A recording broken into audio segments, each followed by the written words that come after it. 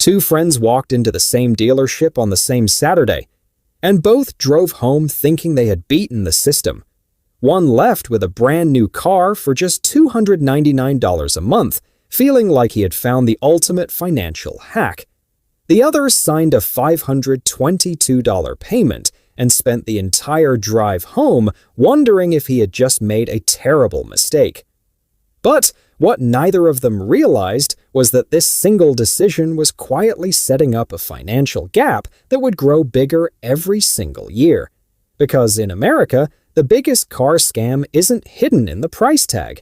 It's hidden in the monthly payment that looks too good to question. For the first few months, the guy with the $299 lease payment felt like a genius. Every time his payment came out, he barely noticed it. Meanwhile, the other guy kept staring at that painful $522 withdrawal, wondering how anyone could justify spending that much money on a car. And honestly, if you only looked at month 1, month 6, or even year 1, the lease looked like the smarter move by a mile. Lower payment, newer car, full warranty, less stress. It felt lighter financially and psychologically. The buyer, on the other hand, felt trapped. His car was losing value every single day while his loan balance still looked massive. The moment he drove off the lot, the car instantly became worth thousands less than what he had just agreed to pay for it. That feeling messes with people. Nobody likes making payments on something that's dropping in value, and this is exactly why dealerships love talking about monthly payments instead of total cost, because monthly payments are emotional, while total cost is mathematical. Most people buy cars emotionally, and only realize the math years later when the damage is already done. The lease driver loved telling people his payment amount because it sounded impressive. Only $299 a month. It almost sounded responsible, affordable, smart. But what he didn't realize was that the number itself was the trap.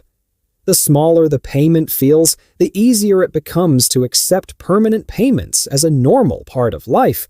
And that's the real business model behind modern car financing in America. Not selling cars, selling endless payments. Because a paid-off customer disappears. A customer locked into recurring payments becomes predictable revenue. That's why so many Americans unknowingly spend decades making car payments without ever actually owning anything valuable at the end of the cycle. And the craziest part is how normal this has become. People don't even ask when the payments end anymore. They just ask how low the monthly number can go. That mindset quietly destroys wealth without people noticing it. The first guy kept enjoying his lease. New car smell, new technology, Apple CarPlay, zero repair worries. Every problem was covered under warranty. If something sounded weird under the hood, it wasn't his financial problem. Meanwhile, the buyer dealt with stress, bigger payment, depreciation, loan interest, and for 3 full years, it honestly looked like the lease driver had cracked the code. But then year 3 arrived, and everything changed silently. The lease ended. Suddenly, the guy with the low payment faced a reality nobody thinks about at the beginning. He had spent thousands of dollars and owned absolutely nothing. No asset, no title, no trade-in equity, nothing, just memories and receipts. So, he returned to the dealership where they presented him with the same solution they always present. Why not lease another brand new car? Another down payment, another contract, another 3-year cycle, and because the payment was only $299, saying yes felt easy. That's how the cycle resets. Quietly, almost invisibly. People think they're upgrading their lifestyle, but financially they're restarting the same treadmill over and over again. Meanwhile, the buyer was entering year 4 with something the lease driver still didn't have: progress toward ownership. Yes, his payment was still painful. Yes, he still had 2 years left, but there was now a visible finish line. Every payment brought him closer to freedom instead of resetting the clock. That difference becomes enormous over time. Month 60 finally arrived, and the buyer made his final payment. Done. No more bank, no more interest, no more lender. The car was officially his, and this is where the financial story completely flips. Because now, while one person is still making monthly payments forever, the other person suddenly experiences something rare in modern America, a month without a car payment. And once people experience that feeling, they never forget it. Hundreds of dollars that used to disappear automatically now stay in their checking account. That extra money changes everything. Suddenly, there's room to breathe financially, room to invest, room to save, room to handle emergencies without panic. The lease driver never experiences that breathing room because the payments never truly stop. They simply restart every few years under a different contract with a different vehicle. And this is why the gap grows quietly year after year. It's not about one payment. It's about decades of repeated payments stacked on top of each other. Most people underestimate how powerful recurring expenses are. A permanent $300 car payment may not feel dangerous, but over 10 years, that's over $36,000 gone before interest, fees, insurance differences, mileage penalties, or lease-end charges even enter the picture. And unlike investing, those payments don't compound in your favor. They disappear, gone forever. Meanwhile, the buyer now owns an asset, even if it's depreciated. And here's something most people misunderstand about depreciation. It slows down dramatically after the first few years. A brand new car loses value extremely fast in the beginning, which is exactly the period leasing companies charge you for. But once the vehicle reaches year 5, year 6, year 7, the depreciation curve flattens significantly, while the usefulness of the car remains surprisingly high. That's where ownership starts becoming incredibly cheap compared to constant replacement cycles. The buyer is now driving during the cheapest years of ownership, while the lease driver keeps paying for the most expensive years repeatedly.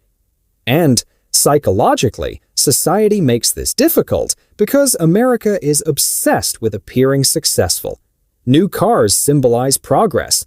Advertisements constantly sell the idea that upgrading your vehicle means upgrading your life. Commercials show beautiful people driving luxury SUVs through empty mountain roads at sunset as if the car itself created happiness. Social media makes it even worse. Everyone posts the delivery day photo. Nobody posts the 7 years of payments afterward.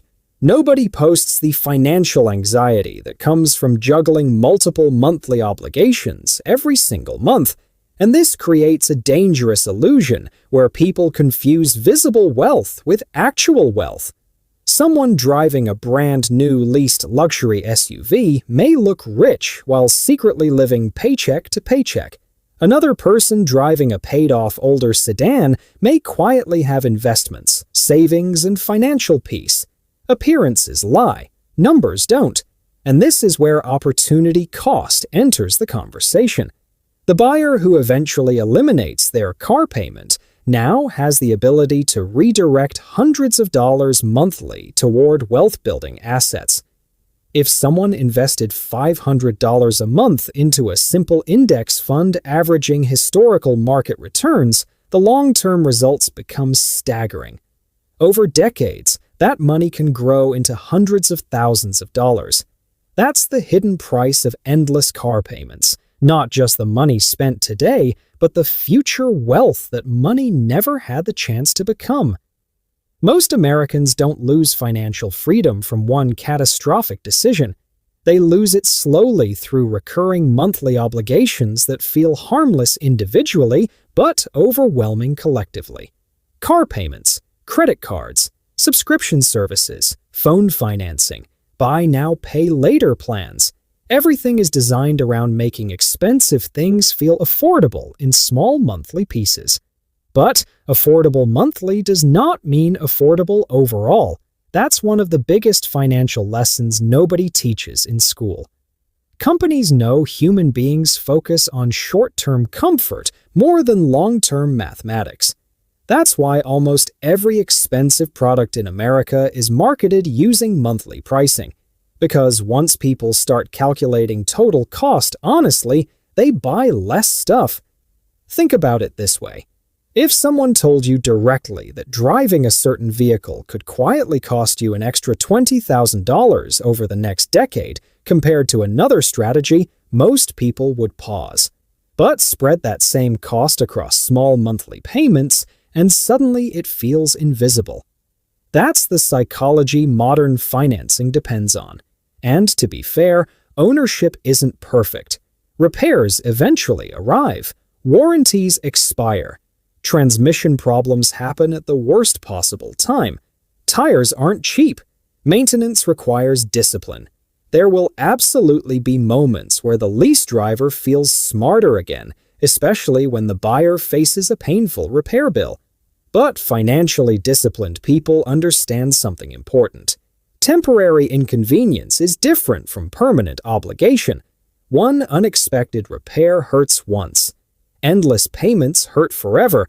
And there's another truth most people discover too late. Financial freedom feels better than a new car smell. The excitement of a new vehicle fades surprisingly fast. Human beings adapt quickly. What once felt luxurious becomes normal within months. But freedom from debt creates a different kind of peace that doesn't disappear as quickly. Sleeping without worrying about payments hits differently. Having options hits differently. Being able to lose a job or face an emergency without instantly panicking about monthly bills changes your entire relationship with money. That's why some of the wealthiest people quietly drive older vehicles longer than expected.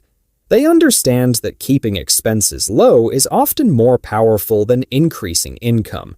Because every dollar you don't owe somebody is a dollar that stays under your control. And control is the real goal, not status, not appearances, not impressing strangers at stoplights. Real wealth is flexibility. Real wealth is owning your time. Real wealth is waking up without financial pressure crushing your chest every month. The problem is that modern consumer culture trains people to chase the appearance of wealth instead of the structure of wealth, and those are completely different things. A luxury car can create the image of success while simultaneously delaying actual financial progress for years. That's why the biggest financial trap in America isn't necessarily low income, it's lifestyle inflation. The moment people start earning more money, companies immediately position bigger payments in front of them. Better car, bigger house, nicer watch, more expensive vacations. And because the monthly numbers seem manageable relative to income, people accept them without realizing how much future freedom they're trading away. The dealership experience perfectly represents this system. They don't ask, "How quickly do you want to become financially independent?" They ask, "What monthly payment are you comfortable with?" That question alone changes the entire conversation, because once someone mentally commits to a payment instead of a total cost, they become vulnerable to stretching timelines, paying more interest, and normalizing debt.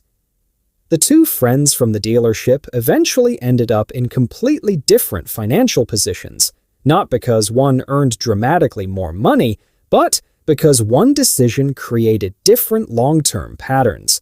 One built ownership and eventually escaped payments. The other normalized restarting payments forever. And over decades, those patterns become life-changing. That's the scary part about financial decisions. Most of the consequences don't appear immediately. They appear slowly, quietly, compounding in the background while life moves on.